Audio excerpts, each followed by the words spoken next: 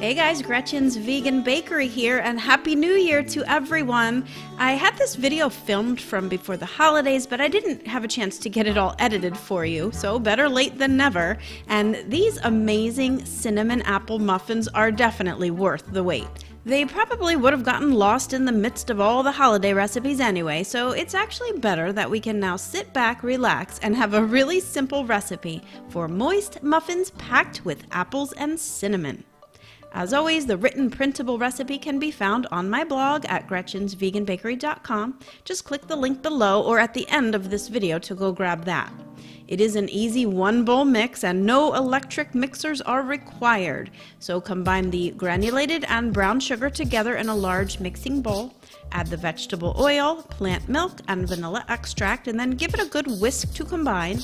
Next, I sift the flour directly into the bowl with the baking powder, soda, and salt, the egg replacer, and the spices.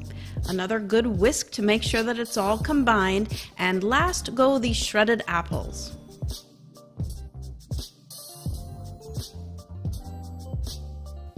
Now here I have a mixture of brown sugar, cinnamon, and crushed toasted walnuts. If you don't want to add nuts, it's totally fine to leave them out or just use another nut that you do prefer.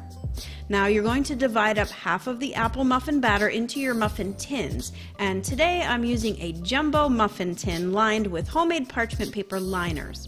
The cinnamon sugar mixture gets divided up over all the muffins, and then the remaining apple muffin batter goes on top.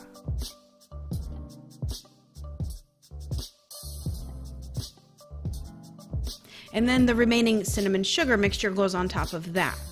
Bake them in a preheated 350-degree Fahrenheit oven for 30 minutes, and that's for the jumbo-sized ones, slightly less time if you are making standard-sized muffins. Then just try to wait until they cool slightly before digging in, but believe me, this amazing smell of apples and cinnamon are going to make the wait seem like forever.